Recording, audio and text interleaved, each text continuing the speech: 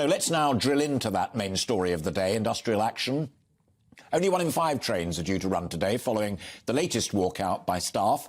My first two guests are Mick Whelan, who's the General Secretary of ASLEF, and Charles Ray, former industrial editor of the Sun newspaper, when Thatcher was Thatcher and Scargill was Scargill. I'm going to start, if I may, with you, Mick. There's been industrial action on the railway off and on since June. Here's a genuine, slightly naive question, but it's genuine. Who's the target? Is it us commuters, is it the companies, or is it the government? I think it's a joint target of the companies and the government, because the government has given contracts to our employers that forbid them to give us a pay rise. And when we go to the employers, they say, we've signed these contracts, which, as we have free collective bargaining, we think is slightly corrupt and immoral. You have to talk to the government. When we talk to the government, they say go back and talk to the operators. So we run round in this catch-22 situation, trying to find a resolution after 3 years with no pay rise. How do you judge, given that, and that very honest answer, it's not us, we just happen to be the victims of it, but the target is government and rail companies, and they are interlinked, I completely accept that. But how do you guys, whether it's your own union ASLEF or RMT or TSSA, sit down and say, right, despite 4 or 5 months of getting nowhere, we're going to have another wave of strike action? How do you judge it's worth it? Well, for some of my colleagues in the industry, it's existential. It's about redundancies and jobs not existing. For us, it's about who do we deal with in future and what terms. Nobody's come and said to us, if we don't take a pay rise this year, I will put it right next year or the year after. So we're at 3 years with no pay rises. Could this go on for a decade? We were being drip-fed for months and months by the government about the high salaries of train drivers. The salary of train drivers haven't increased for 3 years. It is what it is. But also, we're not in a race to the bottom. Also, at this moment in time, as you know, it's barristers, it's the police in Scotland, it's university lecturers, it's a summer of discontent where everybody's feeling the pinch of the cost of living crisis.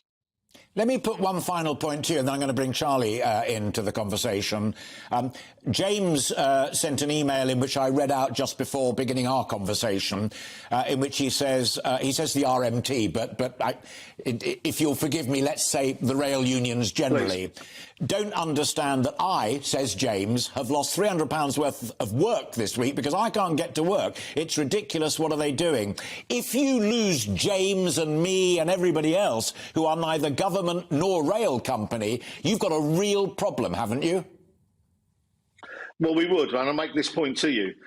When we've ever had the threat of strife in the past or strife, we've never had public approval. We're currently polling 49 to 64% of the public being in favour of what we're doing, the action that we're taking. That tells us it's a societal problem, and it's not just about railways. Let me bring Charles in at this stage, and I hope, Mick, that you can hear what he says. One of the things that struck me, and he was very honest there about who the target is, it is the government and it's the rail companies, and there is a connection between them. In our day, when we were both industrial correspondents, if the steel workers went on strike, there was no steel, and that would cripple industry. Sure. If the coal miners went on strike, there was no coal, and that would cripple industry. Although the rail unions are an important part of the supply chain, overwhelmingly, it's about getting Joe and Joanna Public to where they want to go, be it work, be it weekend breaks. I think they have got a real public affection problem, haven't they? I think they have as well. And, you know, having listened to Mick and what he said, that the targets are the government and the rail companies, I appreciate that. And he's absolutely right. But the victims, as you quite rightly said, are the commuters. And it's interesting that Mick said about the poll that people supported them. But the problem is that now we're out of COVID and everything else, people are still working at home. They're not using the trains as much as they were before, so therefore there's a loss of revenue for the companies, and the strikes themselves are costing the workers money. Now, that is, having been on strike a couple of times myself in the past, if you go on strike for bigger pay or conditions or whatever else, you never recover that money. It's impossible. It is lost money. OK, you maybe end up a little bit better at the end of the day, but, you know, you've still lost a lot of money. I personally would like to see them back round a table of some sort, so that they can actually sit down and actually try to work out the problems. I understand of the three things they want: pay, conditions, and guarantee of job security is a crucial part of it. I'm going to stop you there because I'm going to utter that magic word ACAS towards the end of the conversation, which Mick will ring a bell for him as well. But can I bring you back in at that point, Mick? And I hope you heard what Charles was saying there, and it's a genuine question as well. The government and the rail companies, who you identified as being your real targets at the top of this conversation, I put it to you, have got much deeper pockets than you or the RMT or TSSA. You're having to give strike pay to your people. They are losing money. Is there a danger that that will be the straw that breaks your camel's collective back? I don't believe so. I mean, I was in Portsmouth yesterday. I'll be in Skipton tomorrow. I go around the country talking directly to my people. Some of our people think we're not going hard and fast enough. Yeah. At this moment in time, we've only had 3 days out. Our people are passionate about their futures and the right to self-determine their futures. And I'd just like to make the point, every employer that we work for is making money. Every employer that we worked for during the pandemic, when we went to work, got other key workers to work and moved food and medicine around the country, the private talks made £500 million during the pandemic. They've signed contracts to keep making money, right? All this talk about modernisation is actually about productivity for nothing. But just to reassure Charles, we are back in talks tomorrow. We haven't walked away from the table. Oh, right. Well, I'm glad to hear that, because, again, when you were a mere whippersnapper, Charles and I used to stand outside ACAS evening after evening while these things were always resolved.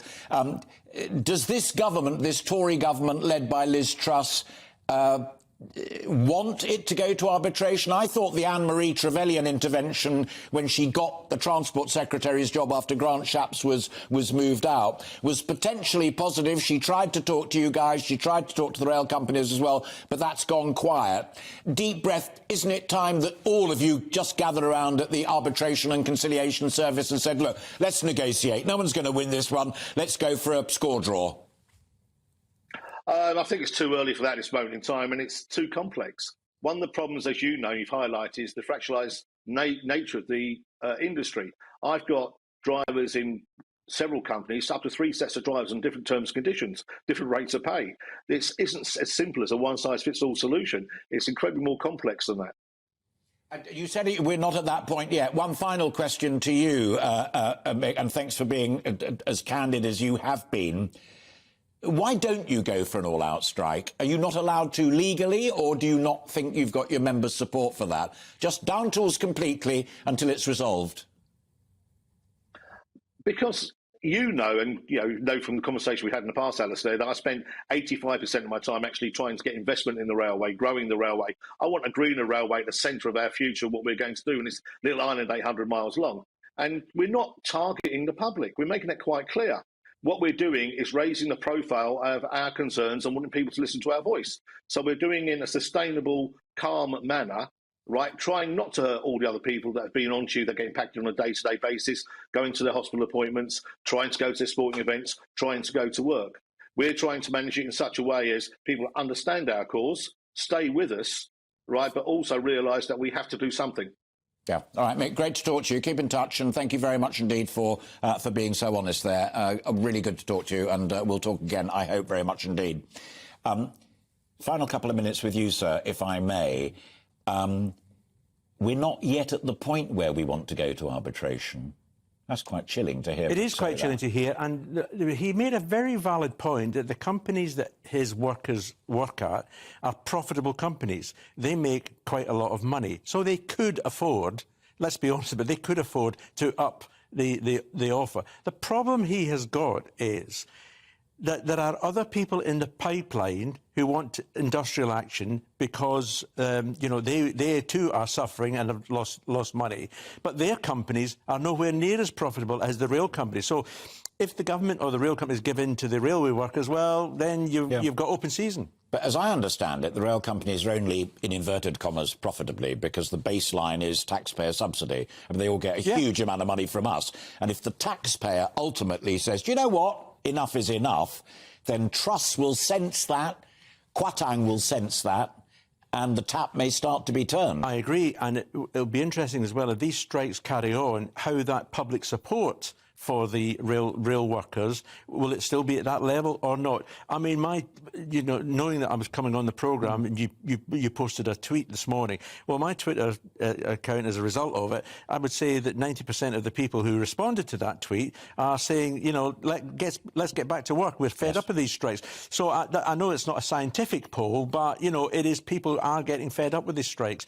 Given, of course, of the background that we've, in effect, got a lame duck government at the moment, and there's an awful lot of problems that have got to be sorted out. This is just another one. Yeah. Final question, and it flows directly from that, because I was thinking about it overnight as well.